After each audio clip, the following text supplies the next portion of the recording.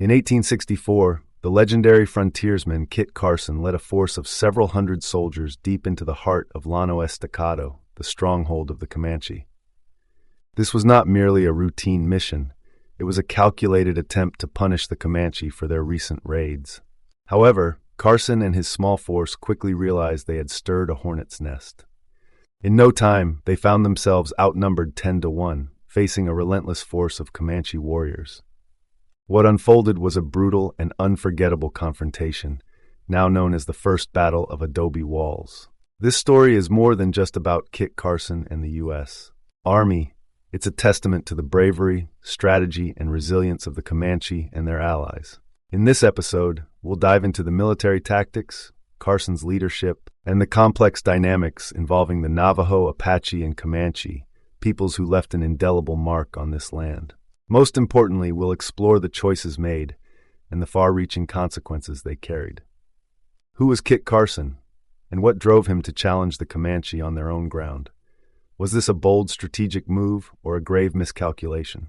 Stay with us as we unravel this tense and gripping chapter of history. In 1864, the Comanche and their allies, the Kiowa and Kiowa Apache, were making life near unbearable for those traveling along the Santa Fe Trail. As one Union officer described it, the region was experiencing a high carnival of raids and chaos. Week after week, attacks were reported, and the Comanche were anything but subtle about their intentions. They openly declared that any white man bold enough to step onto the trail would be killed, and if General Carleton, the commander of Union forces in New Mexico, dared to retaliate, he would meet the same fate. The Comanche's confidence wasn't without reason. For years, the Civil War had drawn much of the Union's attention and resources to the east, leaving the western frontier poorly defended and vulnerable. Entire stretches of the frontier, particularly in Texas, had been pushed back by nearly 100 miles, creating fertile ground for raids. Adding to the tension were persistent rumors suggesting that the Confederate Army in Texas might have encouraged the Comanche to target the Santa Fe Trail. The goal? To disrupt Union supply lines and exploit the chaos of war. While evidence for such collaboration remains speculative, the very idea underscores the complex and volatile nature of the frontier during this time, a place where allegiances were fluid and survival often trumped loyalty. This particular detail caught my attention, but I admit I was a bit skeptical. The Comanche, known for their fierce independence and hostility toward Texians, suddenly aligning with the Confederates against the Union? It seemed unlikely. So I dug a little deeper, and what I found was intriguing. In August 1861, Albert Pike, a Confederate Indian agent, brokered 2 treaties with separate bands of the Comanche. These agreements promised friendship, and perhaps more enticingly, a wealth of trade goods. However, as often happened with such treaties, the promises made by the Confederates never materialized. The goods simply didn't arrive. The Comanche, never ones to tolerate betrayal, saw this as a blatant breach of trust. In response, their raids only grew more frequent and ferocious, targeting settlers and travelers alike. What was initially presented as an alliance turned into yet another example of the Comanche's fierce resistance to external control. Their independence remained unshaken, even in the face of shifting allegiances and broken promises during the chaos of the Civil War. The Comanche raids became so relentless and destructive that General Carleton, commander of Union forces in New Mexico, was finally compelled to act. His solution was to assign the task to a man who, at the time, was still relatively unknown on the national stage, Christopher Kit Carson. Though considered by some as historically insignificant in that moment, Carson would go on to cement his place in history as one of the most iconic frontiersmen of the American West. Kit Carson's journey west began in 1826 when, at just 16 years old, he traveled along the Santa Fe Trail. His adventurous spirit led him to join a diverse group of mountain men, a decision that set the course for his legendary life. Over the next decade, Carson made a name for himself as a skilled fur trapper, navigating the untamed wilderness with remarkable adaptability. His reputation grew further as he gained notoriety as an Indian fighter, though his interactions with Native Americans were far more complex than this simple label might suggest. Carson's early experiences laid the foundation for the role he would later play in the campaigns against the Comanche, proving that sometimes even the most unassuming figures can leave an indelible mark on history. Kit Carson may have been small in stature, standing just 5 feet 5 inches tall, but his courage and resilience were anything but small. His life was a testament to grit, determination, and an almost uncanny ability to navigate the challenges of the American frontier. Over the years, Carson faced hostile Native American warriors, Mexican troops, Confederate soldiers, and even a few unruly French trappers, emerging each time with his reputation intact. Though he lacked formal education and could neither read nor write, Carson's intelligence and resourcefulness were unparalleled. Carson's linguistic skills were particularly remarkable. He was fluent in Spanish and French, and he had mastered enough Native American dialects and universal Plains Sign Language to communicate effectively with almost any tribe in the West. While he may not have been able to read the words on a page, he could read the sky, locate water in the harshest terrains, and sense an ambush long before it happened. By the time of the Battle of Adobe Walls, Kit Carson essentially carried a mental map of the entire western United States, a skill few could rival. One of the most extraordinary aspects of Carson's life was that he lived long enough to see himself become a legend, a rarity in the unforgiving world of the frontier. Much of this was thanks to his association with John C. Fremont, also known as the Pathfinder. Fremont, an explorer, military officer, and politician, first hired Carson as a guide in the early 1840s. This partnership turned into a lifelong friendship and mutual respect. It was Fremont who introduced Carson to the military during the Mexican-American War and who played a significant role in spreading tales of Carson's exploits. Fremont's glowing accounts of Carson's heroics transformed the humble mountain man into a national celebrity. Carson became an honored guest at the White House multiple times and a household name across the country. His life, shaped by the harsh realities of the frontier, was anything but ordinary, and his legacy remains one of the most iconic in American history. By the time the Civil War began, Kit Carson was already a celebrated figure, widely known across the frontier. At the time, he was serving as an Indian agent in New Mexico, a role he resigned to take a commission as a lieutenant colonel in the Union Army. His first and only battle against Confederate forces came in 1862, at the Battle of Val Verde, where he and a group of New Mexican volunteers engaged the enemy.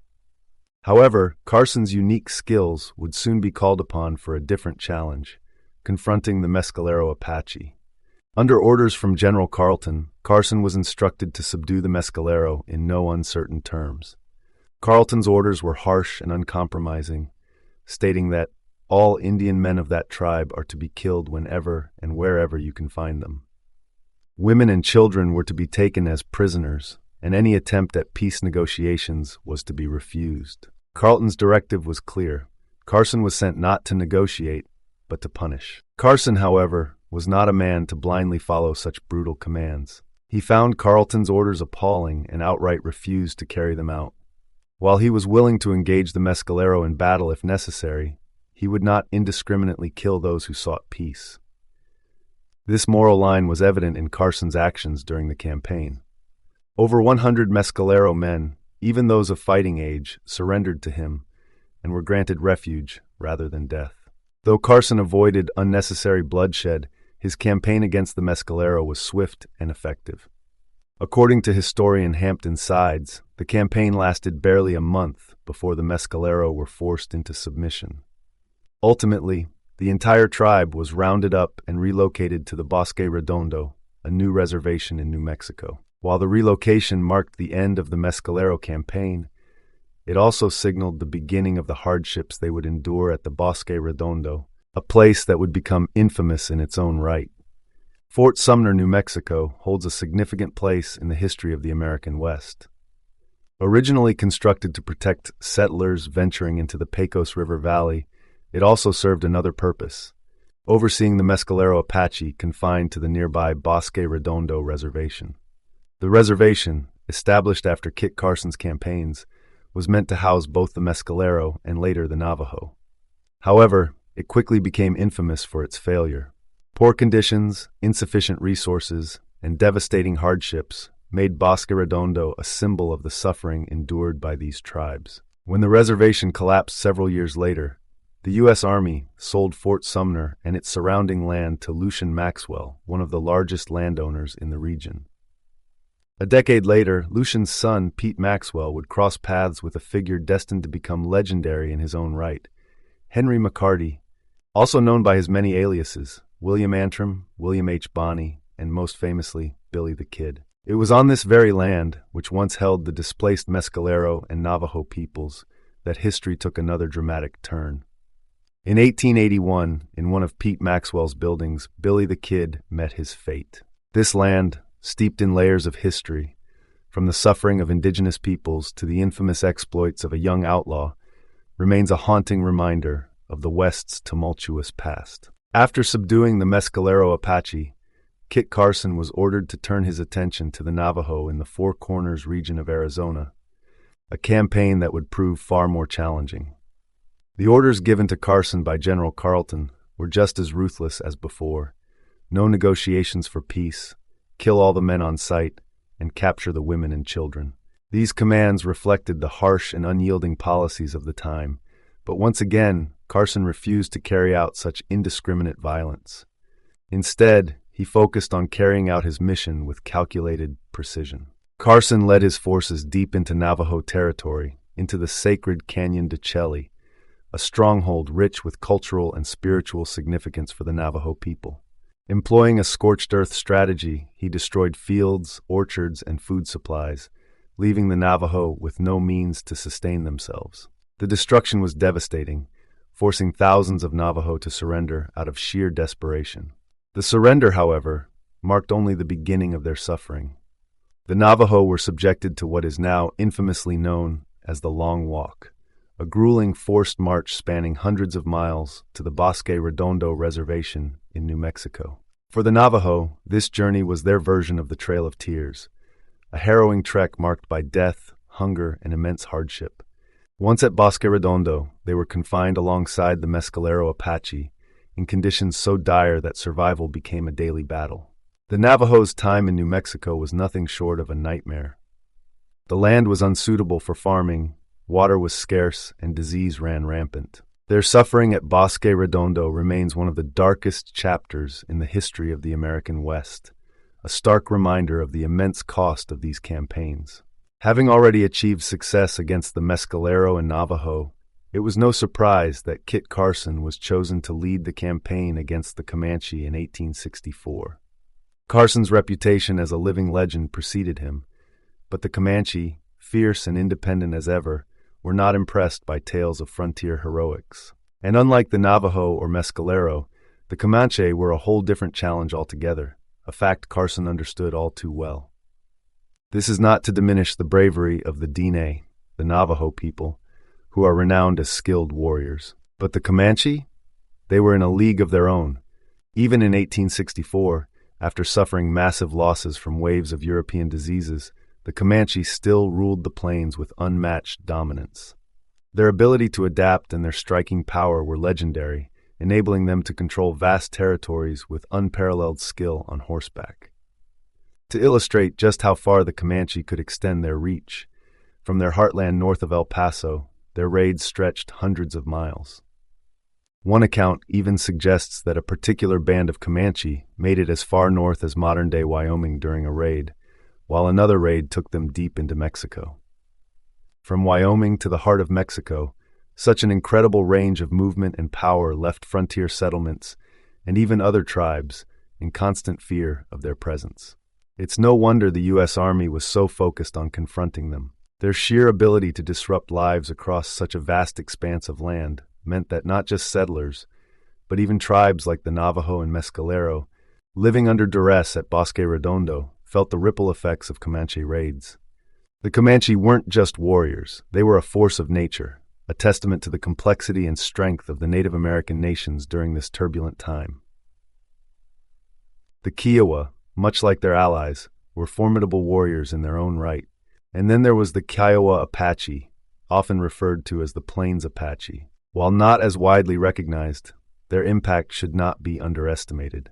Historically, The Kiowa Apache were a relatively small tribe, with their population estimated to be around 400 individuals as of 1780. By the early 1800s, they had migrated to the southern plains and formed a close alliance with the Kiowa and, by extension, the Comanche. Together, these three tribes shared a common warrior culture, emphasizing resilience, skill in battle, and a deep connection to the land they called home. Kit Carson was no stranger to these alliances or the challenges they posed. He was acutely aware of the formidable opposition he was about to face. Carson had previously encountered the Comanche in direct combat and had even lost friends to their relentless attacks. He understood the terrain of Comancheria, the heart of their vast domain, and he knew all too well that this campaign would be anything but easy. Unlike some military officers driven by ego or overconfidence, Carson harbored no illusions about the task at hand. He did not underestimate the Comanche or their allies. Instead, he approached this mission with a blend of caution and determination, fully cognizant of the challenges ahead. He knew that defeating the Comanche would require not just strategy, but also respect for their strength and the land they had defended for generations. General Carleton issued Kit Carson his marching orders with a blunt and ruthless directive. "You know, I don't believe much in smoking with Indians. They must be made to fear us, or we can have no lasting peace." Carleton's strategy hinged on taking advantage of the seasonal patterns of the Comanche. For much of the year, the Comanche operated in smaller, highly mobile groups, dispersing across the plains to raid settlements and hunt buffalo. But in winter, the dynamics shifted. During the colder months, the Comanche would gather in large, extended villages, forming concentrated communities to endure the harsh conditions together. Carleton's plan was clear: strike during this vulnerable period when the Comanche were least mobile and most dependent on their winter stores. The goal wasn't just to fight, but to cripple their way of life. By targeting their villages, destroying their lodges, and wiping out their supplies of dried meat and buffalo robes, the army hoped to force the Comanche into submission through sheer desperation. The strategy was brutal, aiming to leave the Comanche with no choice but to surrender or face starvation in the unforgiving Texas Panhandle. Carson, who had seen the devastation caused by similar tactics in his campaigns against other tribes, knew the severity of the mission he was undertaking. This wasn't just about defeating warriors in battle. It was about dismantling the infrastructure of an entire people, an act that carried consequences far beyond the battlefield. With the plan set, Colonel Kit Carson began his expedition in mid-November of 1864, leading approximately 400 men. Among them were 75 Ute scouts, who were not just allies but trusted companions. Carson knew the Ute well, having served as an agent for their reservation throughout much of the 1850s. The bond of mutual respect between Carson and the Ute was strong, and despite his position as a United States officer, he often chose to ride ahead with his Ute scouts. They were invaluable for their knowledge of the terrain and their skill in tracking and combat. A memorable detail about these Ute scouts stands out from the journey. Each night, as the expedition set up camp, the Ute would perform their war dances with a fervor that astonished the soldiers. One soldier later described their chants and howls as almost intolerable, continuing late into the night and often until dawn. While it may have unsettled some, it was a testament to the fierce spirit of the Ute and their readiness for battle. The rest of Carson's force consisted of 2 companies of cavalry, 1 of infantry, and 2 mountain howitzers, artillery that ensured they were well prepared for any confrontation. Carson wasn't one to venture into hostile territory unprepared.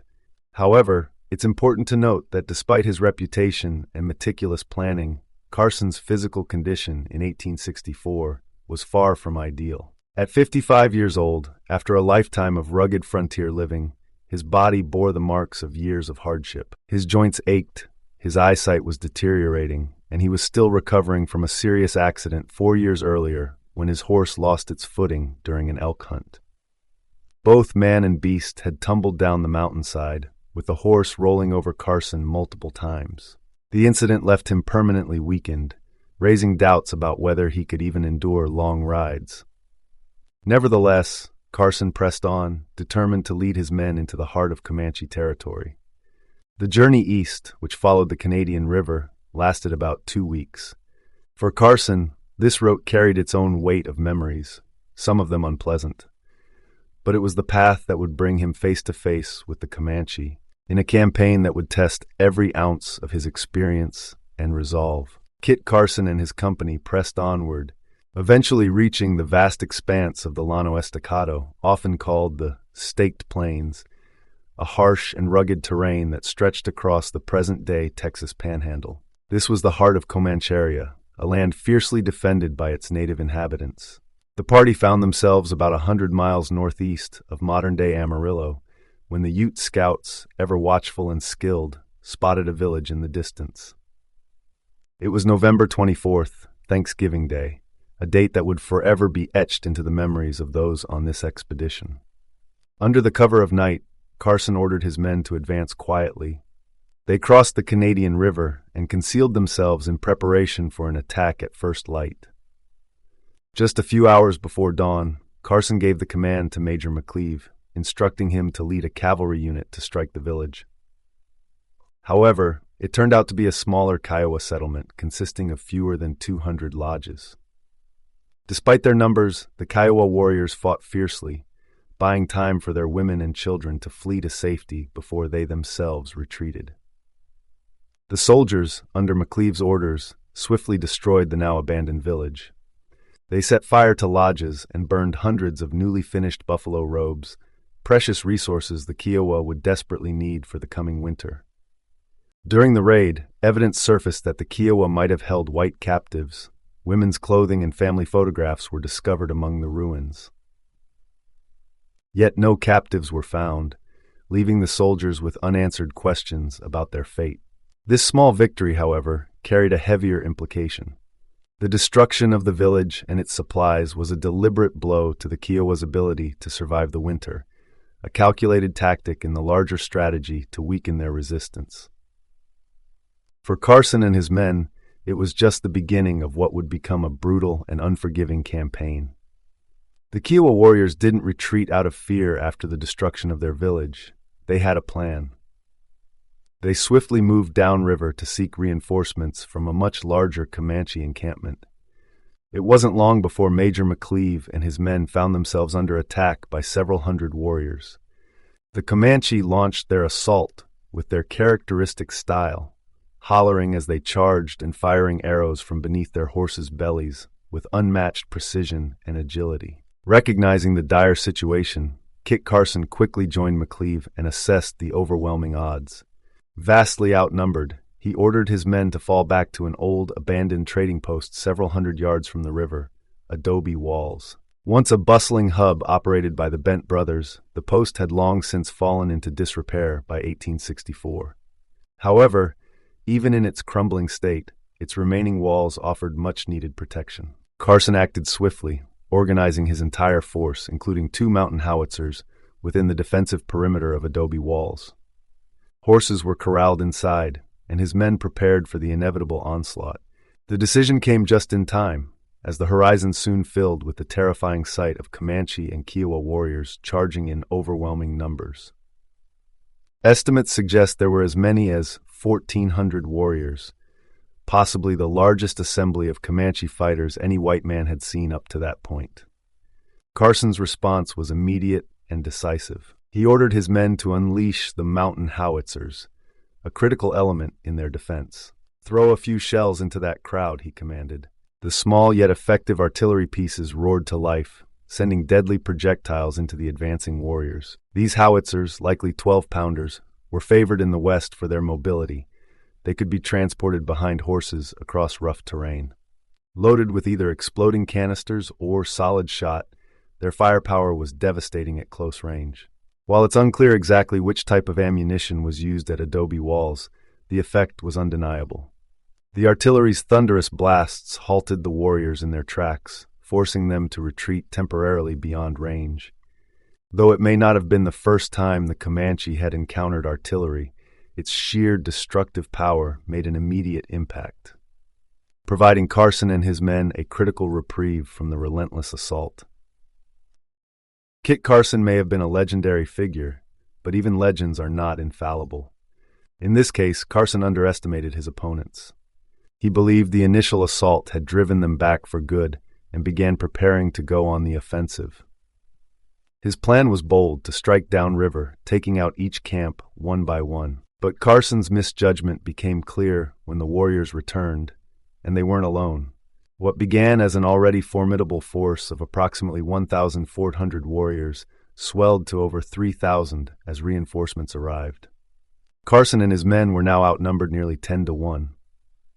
The horizon filled with warriors painted for battle, their determination and fury unmistakable. This was more than a fight, it was a statement.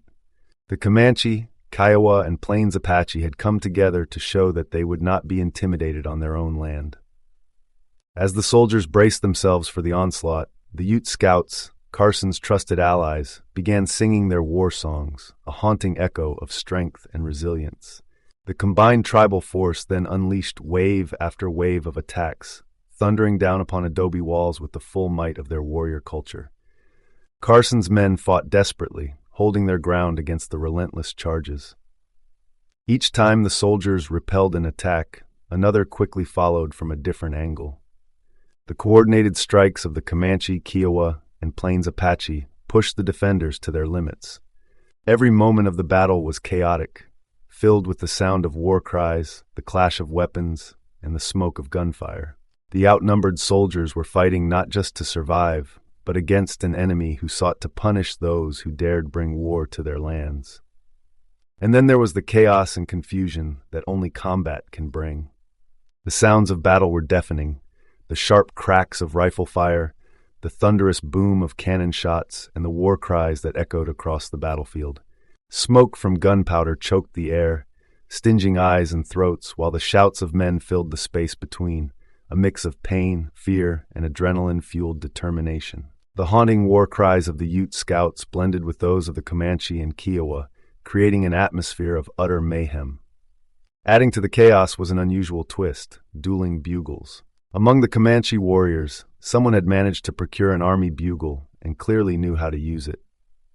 Whenever Carson's cavalry sounded the bugle to advance, the Comanche bugler countered by signaling a retreat, and when the soldiers signaled a retreat, the Comanche would blow the bugle for a charge.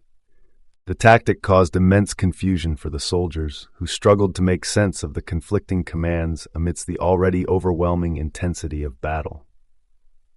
Eventually, they pieced together what was happening, but not before the damage had been done to their cohesion. The battle raged on for hours, stretching through the day and well into the evening. The sheer force and numbers of the Comanche, Kiowa, and Plains Apache threatened to overwhelm Carson's forces at every turn. Yet it was Carson's leadership and the use of the 2 light cannons that likely saved his men from complete annihilation. Amidst the chaos, Carson's calm and steady demeanor became a lifeline for his soldiers. He urged them to focus only on the immediate threat, the charging warriors right in front of them. "Don't worry about those massing over there," he instructed. "Focus on what's right in front of your face." His ability to keep his men from faltering in the face of overwhelming odds became the cornerstone of their defense. It was a reminder that even in the most chaotic moments of battle, discipline and focus could mean the difference between survival and destruction. Carson understood the harsh reality of their situation. His men couldn't hold out at Adobe walls indefinitely. Their ammunition was finite, their numbers were small, and the enemy was relentless. It became clear to him that staying put would only delay the inevitable. Faced with a difficult choice, Carson decided against pushing forward to counterattack the Comanche villages, as some of his officers urged him to do. Instead, he chose the more pragmatic option, to retreat. It wasn't a decision made lightly, but it was the only choice that offered his men a chance of survival. Carson was no George Custer. He had no desire for glory at the expense of his men's lives, nor was he driven by ego. Unlike many of his contemporaries, he wasn't one to embellish his exploits or pursue reckless heroics. Carson was a realist, and he knew when he'd reached the limits of what could be achieved. This wasn't about proving courage. It was about survival and making a calculated move to preserve the lives of his soldiers. Still, retreating was no guarantee of safety. The odds were stacked against them, and their path to escape was fraught with danger. Carson knew that a disorderly flight, where each man fended for himself, would almost certainly end in massacre. To stand a chance, the retreat had to be disciplined and deliberate. The men would need to stay together, protect one another, and fight their way out in an organized fashion. It was the only way to escape the overwhelming numbers of their adversaries and avoid a disastrous end. Carson and his men fought their way toward the Canadian River, navigating the chaos of retreat while maintaining discipline. The column was stretched out, with soldiers flanking on all sides to protect their vulnerable position. In the center, they carefully guided their horses, while the two howitzers trailed behind, ready to fire when needed. This retreat was no orderly withdrawal. It became one of the most intense moments of the entire battle. According to Carson, the Comanche charged so repeatedly and with such desperation that for some time I had serious doubts for the safety of my rear. While he likely referred to the rear of his column, every man in that desperate march undoubtedly worried about his own survival. As if the relentless attacks weren't enough, the Comanche employed a cunning tactic to amplify the chaos. They set a grass fire along the riverbanks, blanketing the soldiers in smoke and using it as cover to press their attack even closer. This forced Carson and his men out of the riverbed and up onto the bluffs. Though the new position left them more exposed, it at least gave them a clearer view of the battlefield and allowed them to anticipate the next assault. Throughout the retreat, the two howitzers proved invaluable. The small cannons barked out their deadly fire, keeping the charging warriors at bay and providing just enough breathing room for the beleaguered soldiers. As the sun began to dip below the horizon, the Comanche finally began to pull back, perhaps satisfied they had delivered their message. For Carson and his men, it was a hard-fought reprieve, but the retreat was far from over. Carson, knowing the danger was still present, refused to let his men rest. He ordered them to push onward through the night without stopping. By the time they finally set up camp the following day, exhaustion was etched into every soldier's face. Even Carson, hardened by decades of frontier life, had been pushed to his physical limits. He had been in the saddle for so long that when he finally removed his horse's saddle, the animal's skin peeled off with it, a grim testament to the grueling nature of their retreat and the toll it had taken on both man and beast. And so concluded the First Battle of Adobe Walls, a conflict that remains debated to this day in terms of who truly emerged victorious. Both sides, in their own way, claimed success, and the verdict largely depends on how one defines victory. If the goal was for Carson to subdue the Comanche as decisively as he had the Mescalero and Navajo, then this campaign fell far short.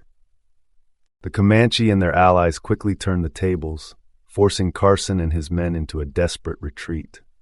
In this sense, it was unquestionably a victory for the Comanche, who maintained their dominance over the plains for years afterward. In fact, the Comanche's supremacy was such that another battle at Adobe Walls took place nearly a decade later. That second engagement, involving figures like Quanah Parker and Bat Masterson, would further cement the site's place in history. Yet if survival is the measure of victory, Carson's leadership shone brightly.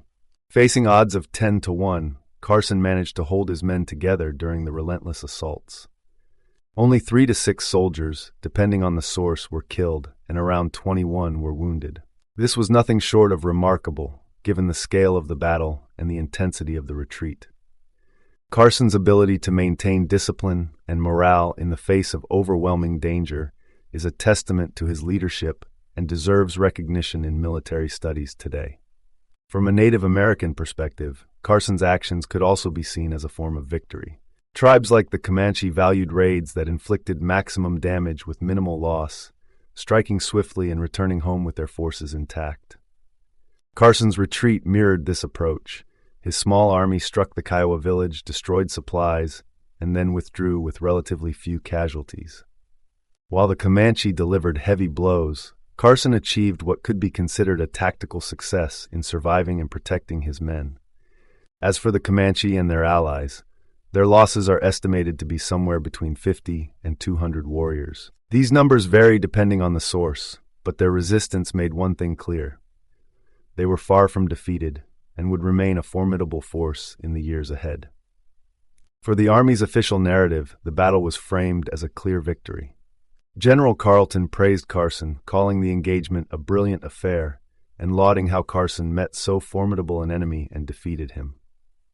He described the fight as another green leaf to the laurel wreath of Carson's service to the United States. Whether this praise reflected reality or was simply the Army's way of justifying the campaign's costs, it underscored the significance of Carson's role in what was an incredibly complex and hard-fought encounter.